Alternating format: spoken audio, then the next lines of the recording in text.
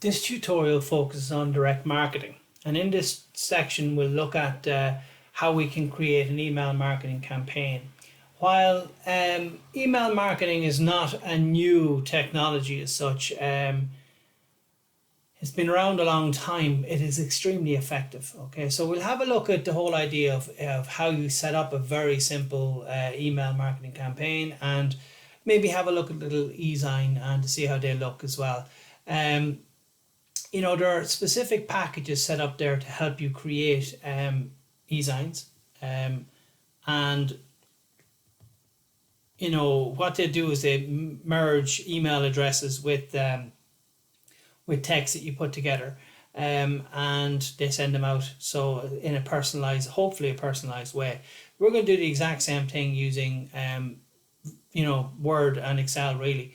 But don't get me wrong, packages like MailChimp and lots of other ones like that are very, very good, because not only do they help you maintain your mailing list, but they also see what the click-through rate is and so on. So there are many ways of measuring these different things, but they're all very, very important to look at. So as I said, it's not a new technology. It's been around a long, long time, and there's lots of packages out there that will help us to do this. But as we're going to deal with just very simply Word and Excel as a mail merging scenario, and it is very straightforward.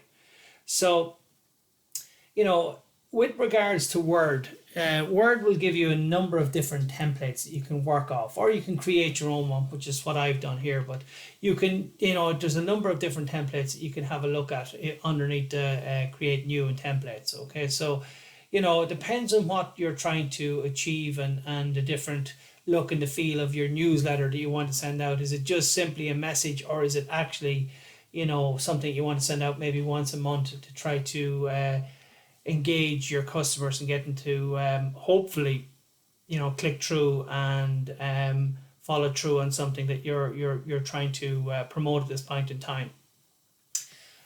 So when you look at this here, its effectiveness, email marketing's effectiveness is up above and beyond all the other digital channels.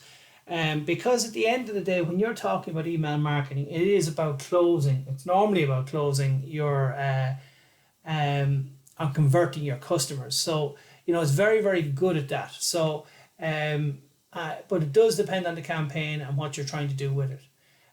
So what we're going to have a look at here is very simply creating a Word document, and then from a mail merge, allowing people to be able to merge the two of them together and to email them out to a number of different customers. Now, what we're going to work off is an actual class list from a couple of years ago, and we're going to email them out to those people. The first thing I'm going to do is I'm going to actually switch my email client to working offline. I'm using Outlook, so I'm going to switch it to work offline. So therefore, when I do go to actually send the email, it will actually go as far as putting it into my outbox, but because I'm working offline, it will stop there and I can delete them. So it won't actually send the emails for me at this point in time. But the first thing I'm going to do is jump in a minute to Outlook and work offline. If I wasn't to do that, these emails would be gone, and they would be sent out directly to your customers, or in my case, the class. So what I would advise most people to do when you're doing this for the first time until you get used to it is to work offline.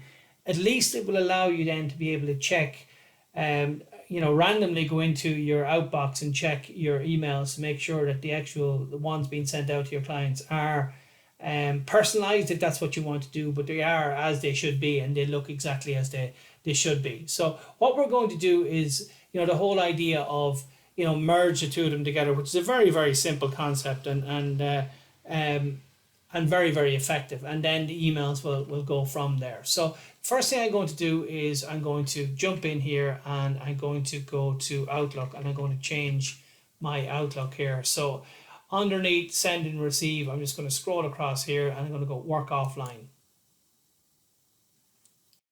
Okay, so you can see that that button is depressed, and you can also see on the bottom that I'm working offline. So when I go to send these, you'll see them all end up in my sent items, but sorry, in my outbox, but won't actually send them as such. Okay, so that's the only thing I'm going to do with this. If I didn't click that, it means the emails would all be sent automatically, which is okay as well. All right, but not in my case. Right. This is the Word document I'm going to deal with, okay? So I'm going to have a look at, I've deliberately highlighted these yellow parts here, okay? Which means that by and large, the email will be exactly the same for everybody, bar these yellow bits, okay? So instead of saying dear name, it'll say dear James or dear Yvonne or whoever you're sending it out to. And you're meeting with tutors, and it will name out 2 tutors at a certain date, at a certain time, and in a certain location. Okay, so there are 1, 2, 3, 4, 5 bits of information down here that will be different for every single email that I send out. Okay, now what I'm also going to look at is where it's getting this information from. So I've actually got an Excel file here, and my Excel file has, as you can see here, student name, their actual full name, or student number, their full name, their email address, their first name, F name, the tutor that they'll be meeting with, the date that they'll be meeting on, the time that they'll be meeting on, and the room they'll be meeting in. And as you can see, the tutors will change, the actual dates will change, not much, but they'll change from 22nd to 23rd of September. You'll see every single person has an individual slot of a different time. The rooms will change again, change over here at 11 o'clock to a different room at a different time and a different tutor, and so on. Okay, so that's the kind of information that I'm using. And what I'm going to do is I'm going to merge the 2 of these documents together. And it's a very straightforward process to do. So I'm going to open up my Word document here. And I'm going to come along here. I'm going to go to mailing. I'm going to go start mail merge. So the first question it asks me is, do you want to create a letter, an email address, an envelope, a label, or a directory? In my case, I'm creating an email message. So I'm going to click on that. You'll notice that in certain cases, my email message might change the structure of my document. Okay. Now, if that is the case and it changes it to a point where you're not happy with it, what I would advise you to do is just simply cut all of your details out of here. Just select all, cut, create a very simple table that's centered in your page and paste it into the table. Okay, table with 1 cell in it. Okay, and that means that it will hold your content together and will put it in the center of a Word document or in the center of an email, and therefore will hold it together, hopefully in the fashion that you want. Okay, so the next thing I'm going to do is I'm going to go select a recipient. Now what I'm doing is I'm going to link my Excel file to my Word document. So my Word document is opened. Do I want to type a new list? I do not. Do I want to use an existing list? I do. So I want to use an existing list. Okay, so I've got to go and find that existing list, and my existing list is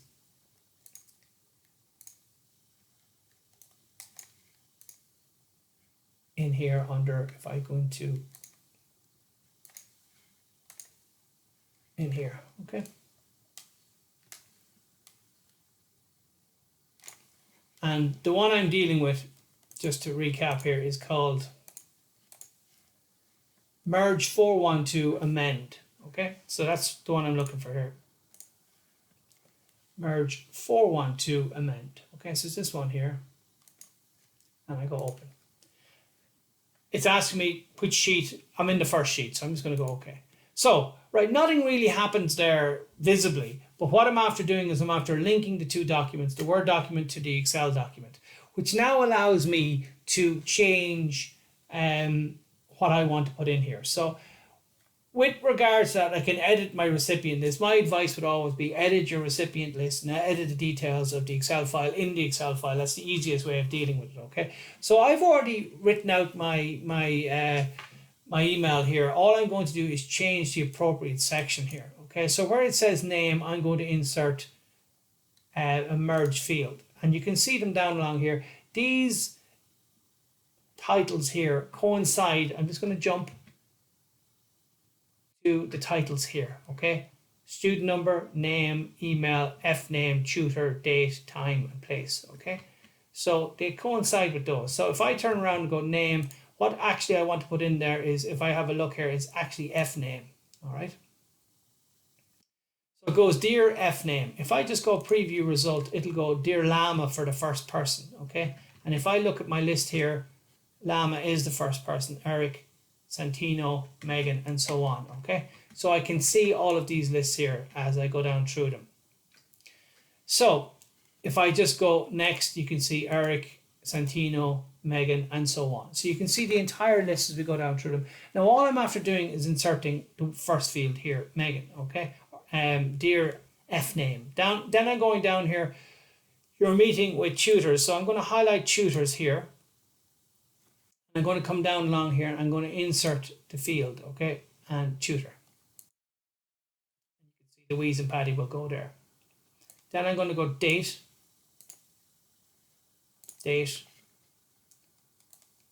time, place, okay? So now you can see I'm after inserting all 5 fields and I'm after linking them to the Excel sheet. So if I go down through them and I can say recipient, so I can see Rebecca is meeting Louise and Patty on the 22nd of September at 9:40 a.m. in room 13. And you can go down through it, everybody. You'll notice there when I get to, the different ones, they will see that Zini and Deirdre are going in instead of Patty and Louise, and the date will change and the room will change and the time will change for every single one of them. So you can see exactly how this works, okay? Now, obviously, I'm highlighting these sections here, the 3 yellow bits here, just to show that they are different. In real life, I'll go no color and, I'll actually look like that. So it looked like an actual email to everybody.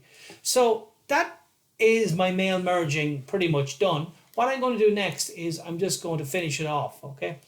And I'm going to go back into the mailing tab up here. I'm going to finish mail merge. So in this case here, I can print my document, which will print an actual email or do a printout for each individual person and so on. So if I wanted to enclose those in a letter, I could do so, or I can send email message. Now, send email message, okay? That's what I'm going to do here. Very important to put in my subject line, tourism marketing,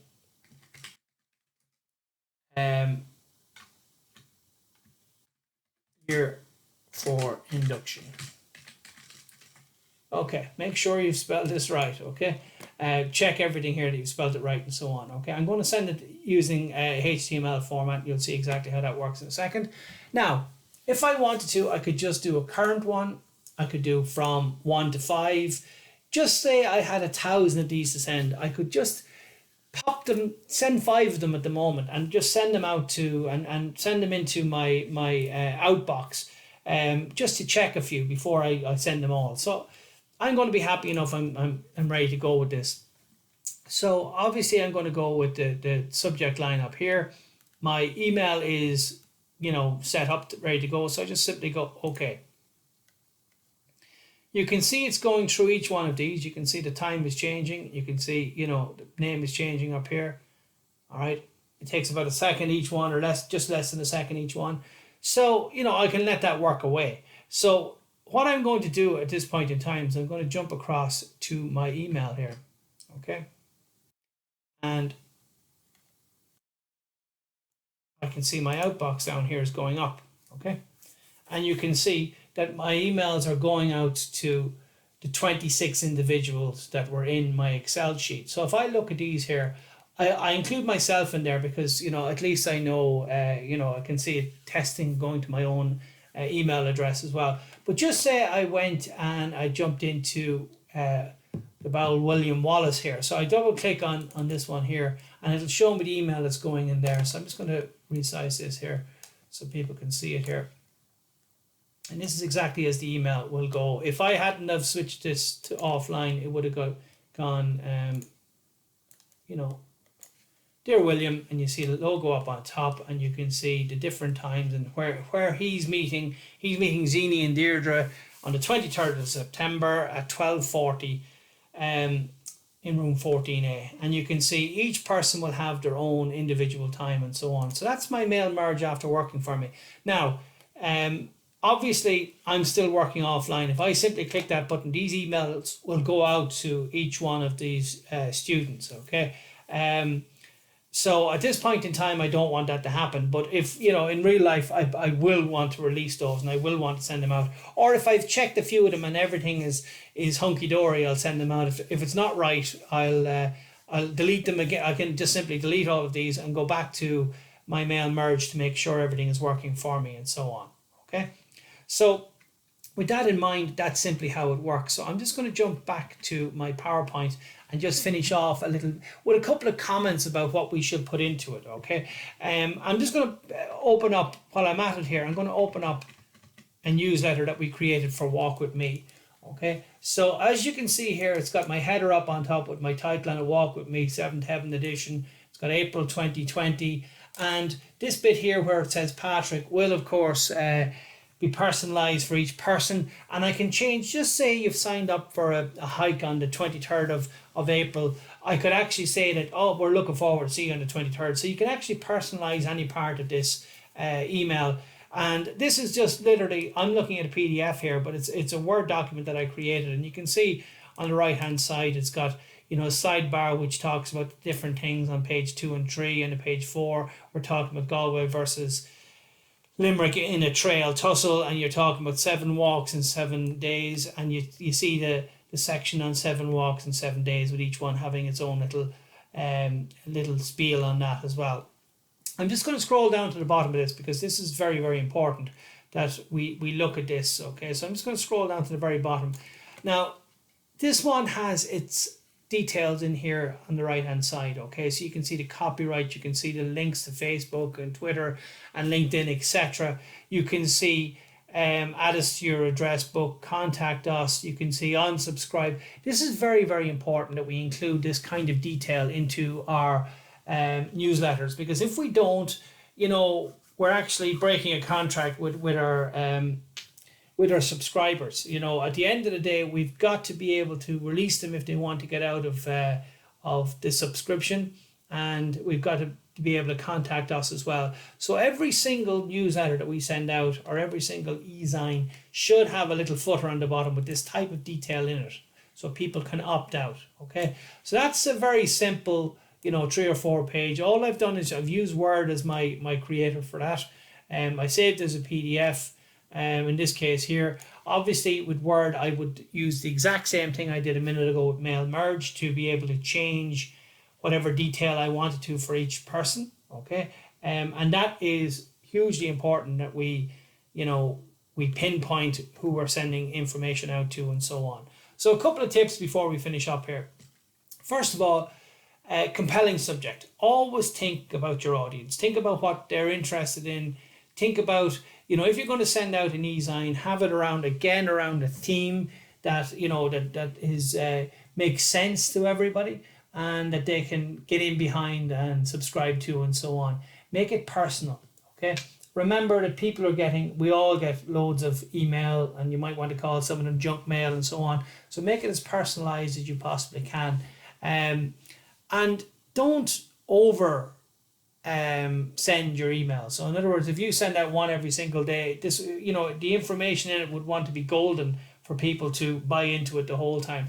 Don't annoy people with over emailing them and over contacting them, okay? Keep them to the point. Don't go rambling off, okay? You can always link to other details. Remember, with your newsletter, I would always think of a newsletter as a kind of a capstone channel where it allows you to link back to your blog for more information if you want to, or link to your Instagram account, or link to whatever other channels you're using, okay? So remember that you don't have to put all the detail in here. It's just whet people's appetite to allow them to engage with you, to give them the actual pertinent information in the right way at the right time.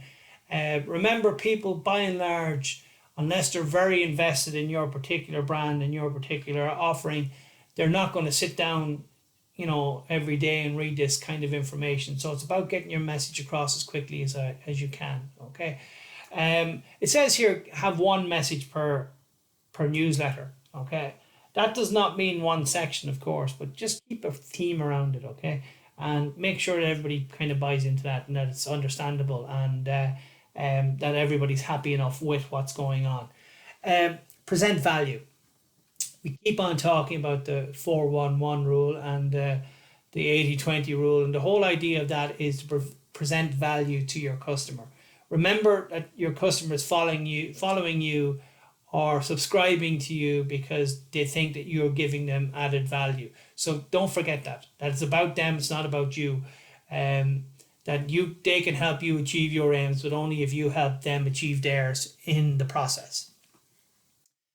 Call to actions. This is something that I keep going back to. I've mentioned it in Twitter, I've mentioned it in Instagram, and with regards to call to actions, ask people to do stuff, ask people to subscribe, ask people to download, ask people to link, ask people to share, get them to sign up to things, get them to buy stuff for you. Ask them. Okay, they're a call to actions. If you don't, don't be shy, about asking people, because if you don't ask, you won't get. Obviously, try not to be too upfront about it. And remember, going back to the previous point, it's about the value to the customer. Okay, so they will do something if they think there's an added value, if they think they're going to get something out of it that's worthwhile. So, with regards to this, there's lots of tracking emails and tracking apps out there that can track your Gmail and track your Outlook, and there's lots of them. Just go and search for these, because you can tag them in, and it'll be the exact same as one of these paid email clients and paid direct messaging partners that will allow you to follow and to track and to see how effective you're doing with your particular campaign. So it's the exact same as Google Analytics for your emails. You can see how many people open your emails, how many people engage with them, and how many people follow through and click through to doing different things. So, very, very important to see how effective different different direct messages are working for you, because you might try a different approach with different things, and some might work better with your audience than other ones. And it's good to learn what works and what doesn't work. So again, the whole idea of, with this type of thing, that will tell you how many times something is opened and how often, what time of day, when's the best time to send these out. So it's really important for us to track what's going on there.